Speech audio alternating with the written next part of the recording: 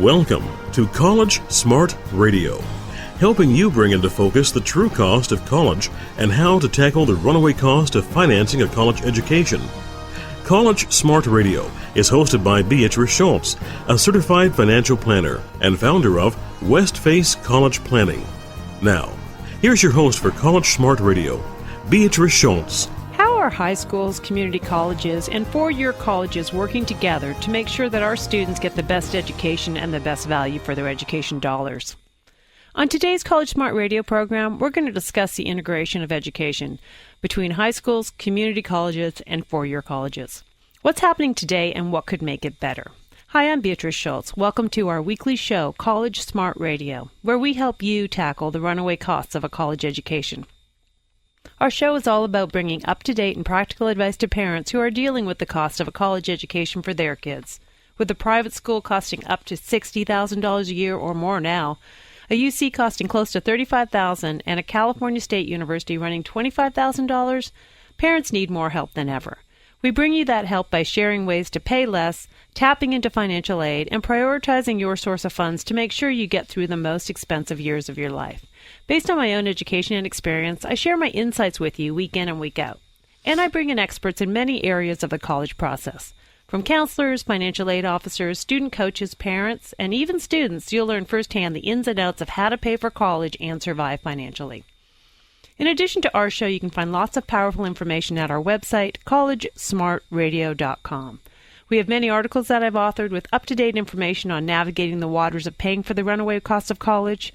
We have a monthly e-newsletter full of content about college planning. We also have posted a glossary of key terms used in the world of college planning, terms like total cost of attendance, FAFSA, student assets, and so forth. And we have a link to our free community parent workshops that we host to teach parents how to pay for college and how the financial aid system really works. Let's get started with today's show. High schools, community colleges, and four-year colleges work hard to provide an education for our students. My guest on today's College Smart Radio program has knowledge about how the educational system works and some ideas about how it could be better integrated to improve education, plus save some time and money. Ron Galatola has served as Chancellor of the San Mateo County Community College District since his appointment in May 2001. He joined the district in 1999 as Executive Vice Chancellor, Chief Financial and Operating Officer, following 11 years as Controller for the Foothill de Anza Community College. He also served as a Certified Public Accountant with KPMG Pete Marwick in San Jose. He holds a bachelor's degree in Business Administration, concentration in accounting from San Jose University, and an MBA from San Francisco State University. I'm pleased to have Ron here in the studio with me today. Hi, Ron. Welcome to College Smart Radio. It's great to be here, Beatrice. Let's start by sharing a little bit about the San Mateo County Community College District. Sure. What is it? Well, it's a wonderful community college district, squeezed midpoint on the peninsula between San Francisco and San Jose, comprising of three colleges: Kenyatta College to the far south in the county of San Mateo, Skyline College to the far north in San Mateo County, and right in the middle you have College of San Mateo. And we proudly serve about 45,000 students a year. So what's your role as Chancellor? Well, it's kind of a lofty title, isn't it? I guess the title Emperor was taken, so they gave me Chancellor. Really what it basically means is I'm the CEO of the three colleges. So there are three colleges that have presidents. Those presidents are part of my cabinet along with a number of vice chancellors. And I report to an elected board of trustees. Okay, so in working as the emperor or the chancellor of the community colleges, you see a lot of what's going on with the educational system and what works and how it's working. So we talked a little bit when we met a couple of weeks ago about the concept of vertical integration. What does it mean? Yeah, for me, vertical integration is really the seamless transition of going from high school to four-year public education, and often for many, community college in between. So it really is very simple for a student to go from a high school to, let's say, a community college, then transfer to a four-year CSU or UC, or possibly even a private institution either in California or abroad. So let's start with, how does it work today? Well, it works fairly well, but it could work better.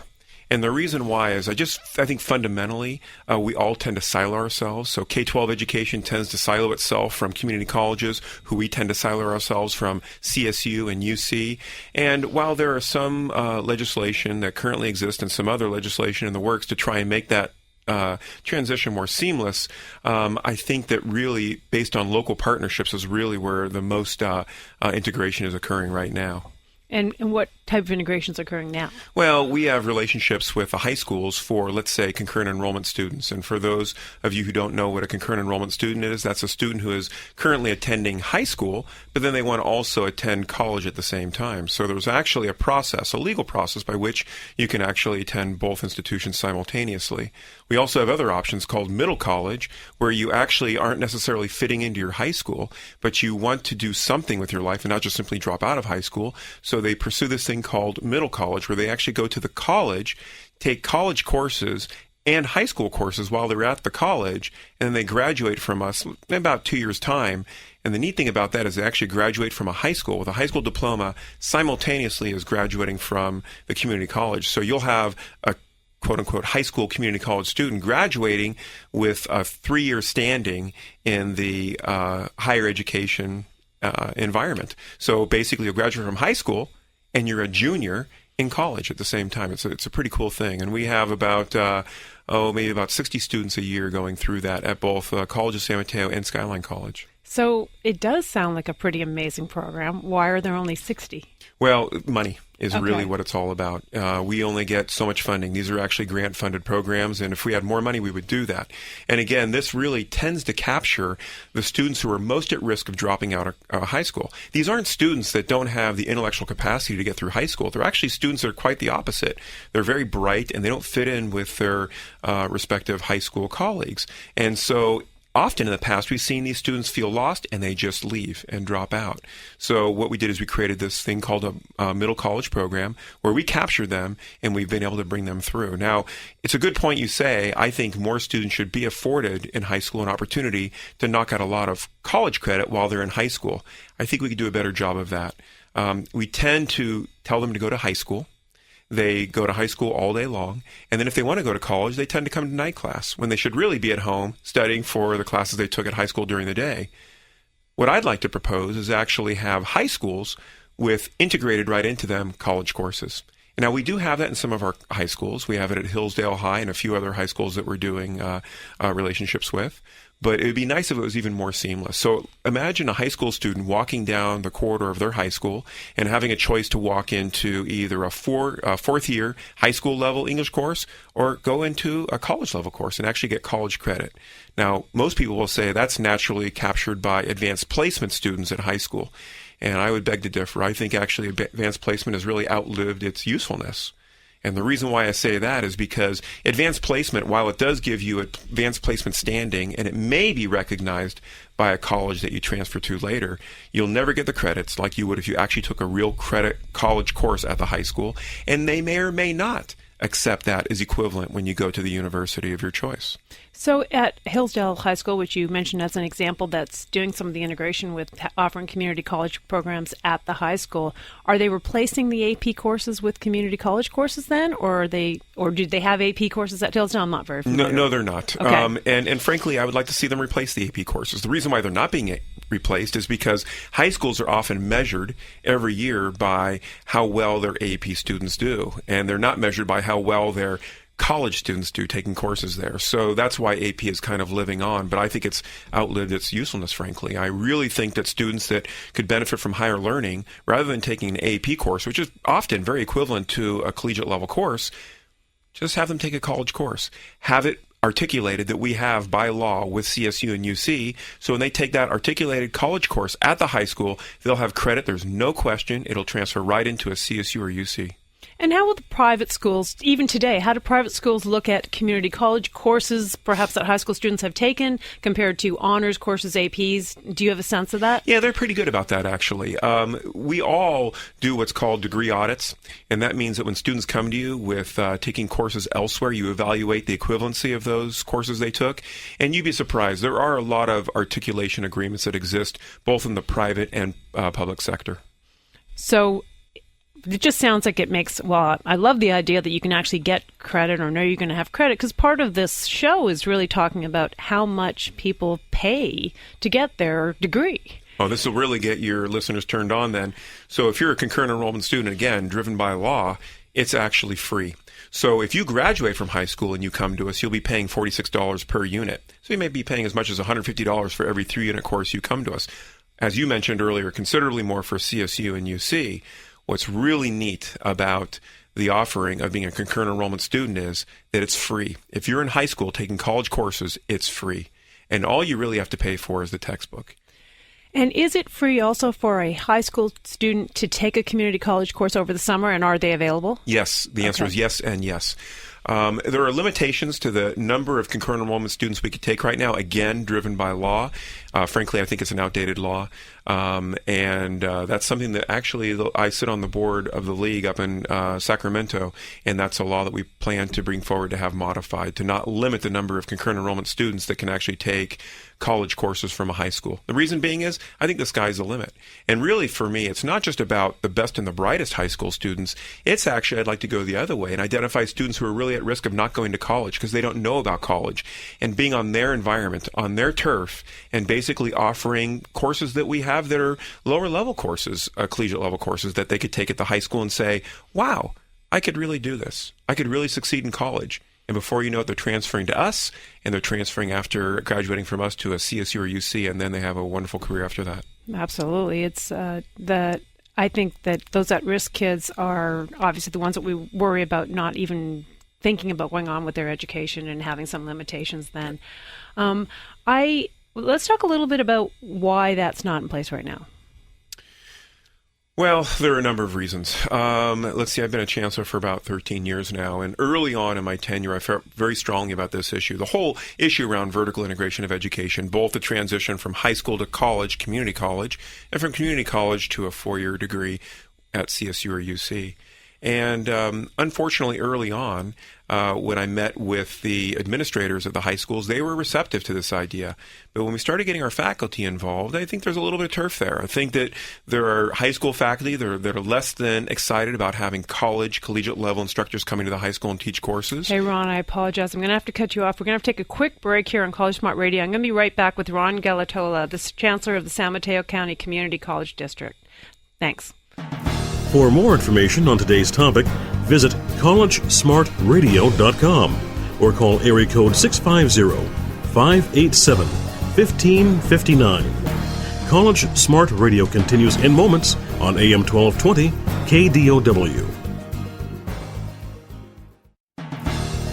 Contact Beatrice Schultz at collegesmartradio.com or call area code 650-587-1559.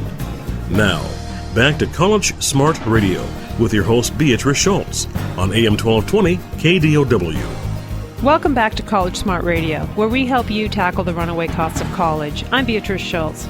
We all know that college is expensive and will most likely be some of the most costly years for a family. Understanding how to navigate the college cost is a smart thing to know. To help families be on this radio show, I host community workshops live and via webinar several times a month that explain the costs of various colleges, how the financial aid system works, and things to consider to prepare yourself for this tremendous expense. To learn more and reserve your seat, go to my website, collegesmartradio.com. If you've just joined us, I've been talking with my guest, Ron Galatola, about the California education system. Ron, we were just talking about kind of the integration of the high schools into community colleges and getting credit for college. And my question was kind of why isn't it happening, or what's the reason why it's not happening the way maybe we think would be ideal? Well, yeah, as I said before the break, that, administration on both sides, the high school and the college, are very receptive to the idea. And a matter of fact, I've actually spoken with trustees, both our own trustees and trustees of the high school, and they're also receptive because it just makes good sense. Some of the hiccups are understanding and recognizing and respecting the faculty on both sides, both the collegiate level faculty and the high school faculty. Really, to be fairly straightforward and blunt, I think faculty at the high school were a little concerned about college level faculty coming on the high school and teaching courses. And I think, to be blunt, there were college faculty that said, I don't want to go to a high school and teach courses. I'm a collegiate level professor. Do you believe in order to have the best success, it should happen on the high school campus?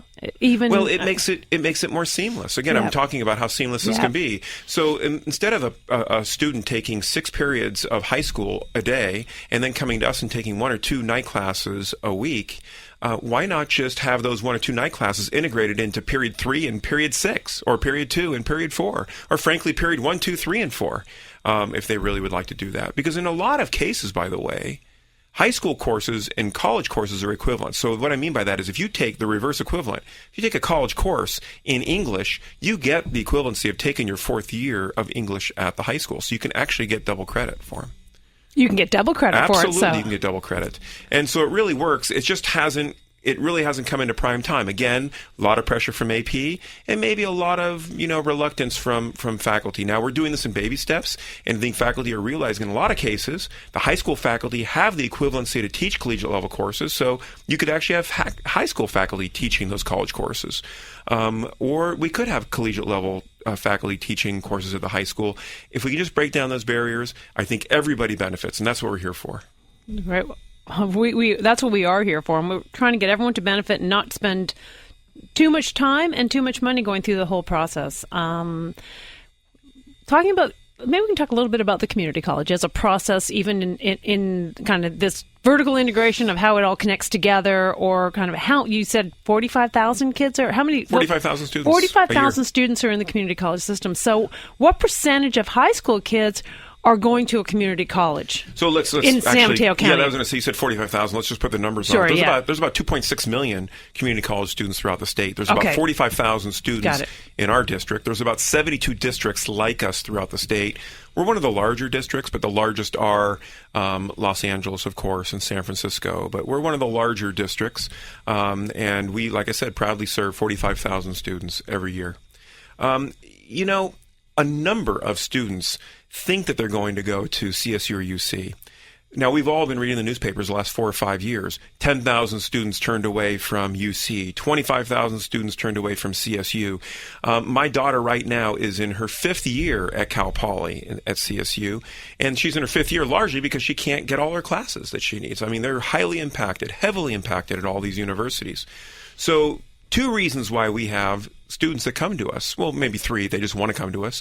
The second one is really students that want to come to us because they realize that they can't get into UC or CSU. And the third one, and this is interesting, they go to UC or CSU and say, hey, wait a minute, I'm not ready for this. And they bounce out. They either bounce out because they don't pass through academic probation, or they just frankly can get homesick or say this really isn't for me and it's not the right fit. And I can tell you there are thousands of students we serve every year that say I started at CSU Humboldt and now I find myself at College of San Mateo. I started at UC Berkeley and I find myself at Skyline College. Good example, Jerry Hill, Senator Jerry Hill, he started at UC Berkeley. He left there and actually came to College of San Mateo, went to College of San Mateo, and then retransferred back to the university. So it's not uncommon, and it's people from all walks of life that do it. I think that's a great example, because part of the example is just, well, what do we need to do to be successful in life and figure out maturity? And I think the other example, you used UC Berkeley, but is the kids who leave home. Yes. And then they're out of town or out of state, and they're just like, this is not a fit for me. And boy, this is costing me a lot of money just to be hanging out in a wrong college where it's not successful for me, to be able to come back to the community college, live at home, affordable, and also kind of regroup to figure out what courses do I want to take, what major do I want to take. I mean, it's that kind of, when I see families come in and they are not sure what their student wants to do, or the student doesn't know, I'm like, don't spend $20,000, $30,000, $40,000, $50,000 to go to college to figure that out. Community college is a wonderful place to figure that out. Well, let's talk about community colleges as well. We've been talking largely about students that come to us and then eventually want to transfer to a 4-year institution. Believe it or not, that's a small segment of what we do. There's really a triad of what community colleges do, and we do this all throughout the state. This is not unique at San Mateo Community College District. Frankly, we address transfer education, but we also, one of the largest things we do is workforce development. We provide degrees and certificates for people to go right into the workforce. Many are in the allied health fields, nursing, dental hygiene, dental assisting, surgical technology, rad tech, all of those programs. We also have connections with apprenticeships. We have police academies. We have fire academies. All of these things exist at our community college district. And the third thing, and this is probably one of the most important things we do, many students graduate from high school and don't have the skill set to benefit from higher learning. That is, they're not ready to take a collegiate level course. And we actually give placement exams to see how prepared they are. What most people don't know is about 75% of the students who take that placement exam do not place in a collegiate level math course or English course. So we offer remedial education. And we offer remedial education in mathematics and in English and other areas so students can eventually take collegiate level courses and pursue their academic dreams. Thank you very much for sharing the value of the community college for the community and for kind of having a fit for everybody in the group. And I talk about college, and oftentimes, though, on the show, I talk about what's the right fit. Is a four-year college or even having a college degree the right fit for yourself or for your student?